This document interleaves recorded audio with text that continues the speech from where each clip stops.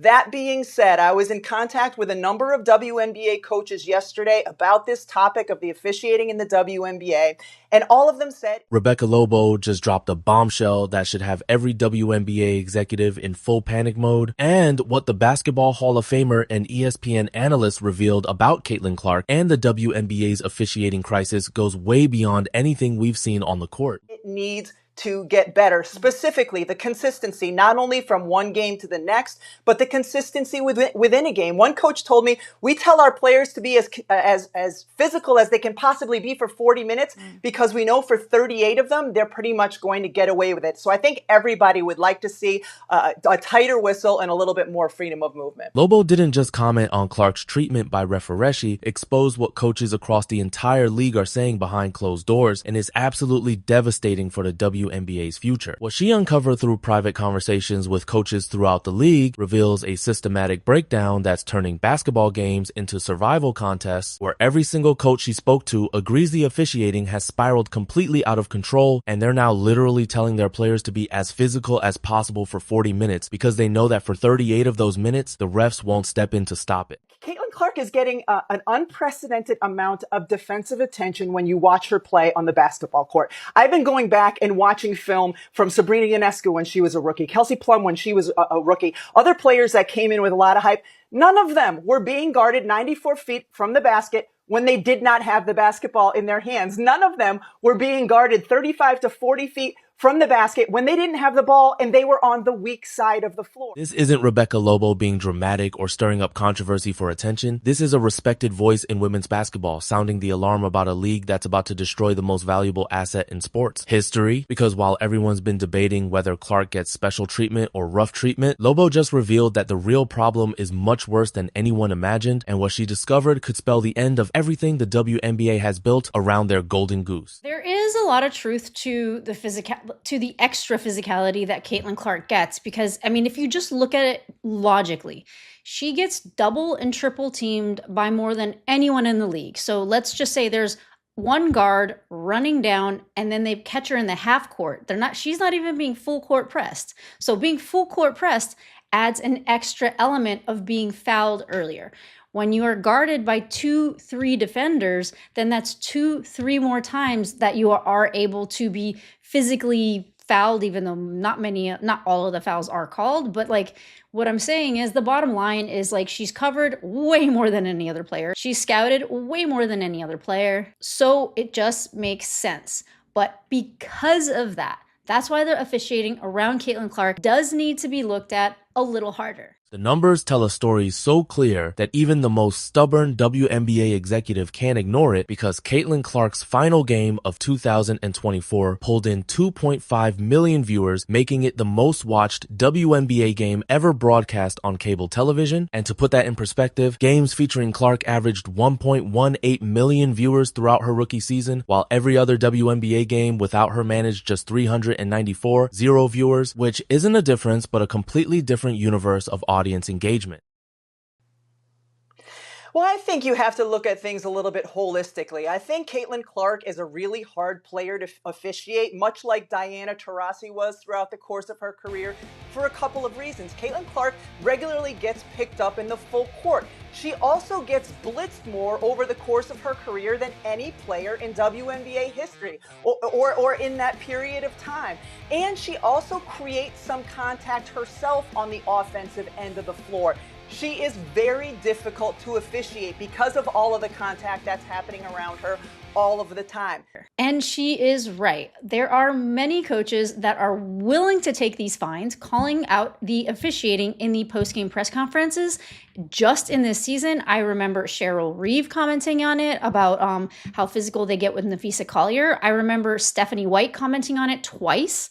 I remember, there's also Gabby Williams recently commented on it just the other day. 2024 WNBA draft, where Clark was selected first overall, drew 2.45 million viewers compared to just 572, zero the year before. And that's not growth, but a seismic shift in how America views women's basketball, with the Indiana Fever going from averaging about 4-0 fans per home game to over 17-0, and their regular season finale had to be moved to a larger arena just to accommodate demand. These aren't just impressive impressive statistics. They represent the foundation of an entirely new economic model for the league. But here's where the story gets dangerous for the WNBA, because when Clark recently missed several games due to injury, the league got a brutal reality check about just how dependent they've become on one player. Ratings plummeted, social media engagement flatlined, and suddenly all those storylines that seemed so compelling when Clark was on the court felt like background noise, and the absence wasn't just noticeable but catastrophic for viewership numbers. Then Clark returned, and something magical happened that reminded everyone exactly why she's irreplaceable when she dropped 25 points in the first half against the Liberty, including 3 Logo bombs in just 38 seconds, and the performance was so electric that even veteran analysts who've seen decades of professional basketball were left speechless, because this wasn't just good basketball but appointment television that had fans canceling plans to watch. That game against New York peaked at 2.8 million viewers, making it one of the most watched WNBA broadcasts in history. And for context, the NHL Stanley Cup Finals that same period averaged 2.5 million viewers, so think about that for a second. Regular season WNBA game featuring a rookie outdrew professional hockey's championship series, and that's not normal, which is exactly why what happened next should have every league official losing sleep. Rebecca Lobo, the Olympic gold medalist and Basketball Hall of Famer who's become ESPN's most trusted voice on women's basketball, decided to share what she's been hearing from coaches across the league, and what she revealed should send shockwaves through every WNBA front office because it exposes a problem that goes far deeper than anyone imagined. Lobo started by acknowledging what everyone already knows, that Clark presents unique challenges for referees with the constant full court pressure, the double teams, the physical contact that happens around her every single possession, making officiating difficult. But then she dropped the real bombshell by casually mentioning that she'd spoken with multiple WNBA coaches about the officiating situation, and not some coaches or a few coaches, but specifically saying that all of them agree the officiating needs to improve. When every coach in a professional league agrees that the referees have lost control, you're not dealing with isolated incidents anymore, but a systematic breakdown that affects how every team prepares, how every player approaches the game, and ultimately how safe the court actually is for the league's most valuable players. But Lobo didn't stop there, because she revealed something even more disturbing, that coaches are now actively telling their players to be as physical as possible for 40 minutes because they know that for 38 of those minutes they'll get away with it. And that's not basketball strategy, but survival tactics in a league where the rules have become suggestions and player safety has taken a back seat to letting things play out. The Connecticut Sun game perfectly illustrated this dangerous new reality when J.C. Sheldon didn't just foul Clark but clawed at her face and then body checked her to the court in what looked more like mixed martial arts than professional basketball, and Marina Mabre joined in with her own cheap shot, yet somehow neither player was ejected despite committing what should have been automatic flagrant fouls. The footage is shocking because it's so blatant, with Sheldon literally grabbing a handful of Clark's jersey and twisting her arm while officials stood by doing nothing, and the commentators expected ejections, fans expected ejections, coaches expected ejections, but nothing happened, sending a clear message that when it comes to Caitlin Clark, apparently anything goes. Stephanie White, Clark's coach, tried to remain diplomatic in her post-game comments, but you could see the frustration building as she pointed out that the game has evolved with players faster and stronger than ever, but somehow the officiating hasn't kept pace, and it was as close to calling out the refs directly as a coach can get without facing serious fines. The pattern extends beyond just Clark though, because the Liberty game where Indiana lost 90-88 featured a free throw discrepancy so lopsided that it became impossible to ignore, with New York shooting 31 more free throws than Indiana despite the Fever attacking the rim consistently throughout the game, and the final play where Clark was clearly fouled by Natasha Cloud but got no call became a social media firestorm that the league couldn't contain. White's post-game explosion after that game was telling, when she specifically mentioned the disrespect her team was receiving and how the officiating hadn't gone both ways, and getting fined for those comments seemed to wake up the league office, but only because they realized how bad the optics were becoming. What makes this situation truly dangerous is how other leagues have handled their superstars throughout history, because Wayne Gretzky, arguably hockey's greatest player, benefited from an unwritten rule among NHL players where defensemen would hit him but they drew the line at cheap shots because they understood his importance to the league and frankly to their own paychecks, and it wasn't about special treatment but recognizing that some players are bigger than individual rivalries. The WNBA seems to have missed this lesson entirely, because instead of protecting their most marketable asset, they've allowed a culture to develop where targeting Clark has become almost fashionable, with players who wouldn't dare attempt the same dirty tactics against established veterans feeling comfortable taking liberties with the rookie who's single-handedly driving league revenues. But here's what the WNBA executives might not fully grasp: Clark's impact extends far beyond her own performance, this because when Sophie Cunningham defended Clark after one particularly egregious non-call, she gained over 1 million social media followers virtually overnight, and fans didn't just appreciate her standing up for Clark, but began following her career, buying her jerseys, and watching Phoenix Mercury games. That's the Caitlin Clark effect in action, where supporting her means her massive fan base supports you, but attacking her unfairly risks alienating millions of potential new WNBA viewers who came to the league specifically because of her, and it's a simple equation that somehow continues to elude league leadership. The coaching conversations that Lobo referenced reveal the true scope of this crisis because when she says coaches are instructing players to be as physical as possible since they know officials won't intervene, she's describing a league that's lost institutional control and teams aren't preparing for basketball games anymore, but survival contests where the most aggressive tactics win out over skill and strategy. This creates a cascading effect that threatens everything the WNBA has built around Clark's arrival, because new fans who tuned in to watch beautiful basketball are instead seeing glorified wrestling matches, parents considering letting their daughters follow women's basketball are witnessing dangerous plays that would result in ejections in high school games, and the very audience that Clark brought to the league risks being driven away by the league's inability to protect her.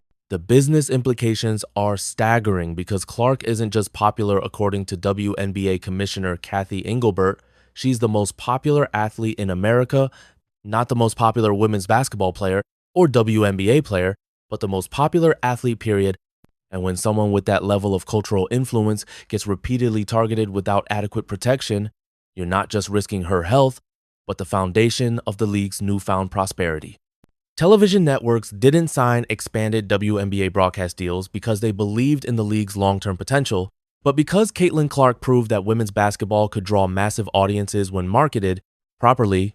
and sponsors didn't flood into the WNBA because of sudden philosophical shifts about supporting women's sports, but because Clark brought eyeballs and engagement that translated to real business value. All of that value disappears if Clark suffers a serious injury due to the league's failure to maintain basic standards of player safety,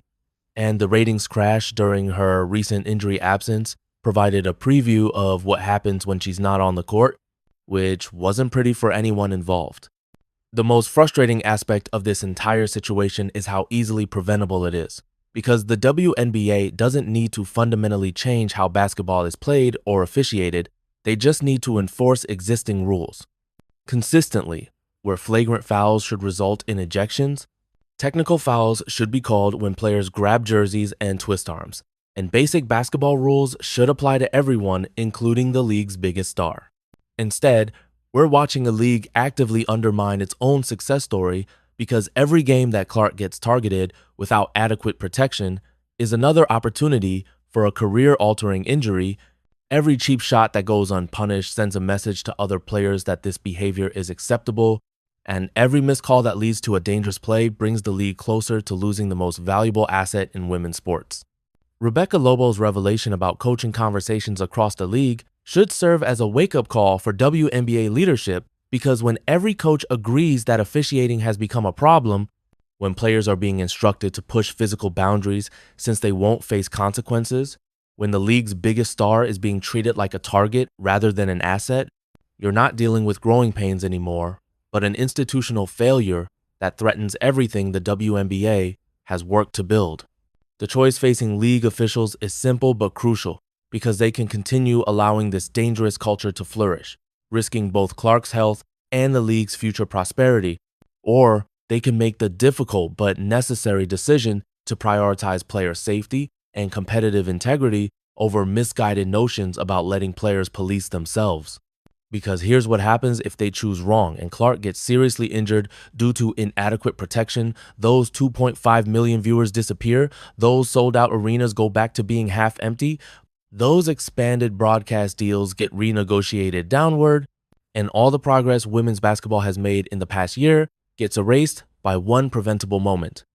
The WNBA has been given something unprecedented in women's sports transcendent talent who can single-handedly change the entire landscape of the league, and what they do with that gift will determine whether we look back at this era as the moment women's basketball truly arrived on the national stage, or as the biggest missed opportunity in sports history, because the refs have the whistles, the league has the authority, and the coaches have made their concerns clear. So the only question now is whether anyone in a position of power is actually listening before it's too late.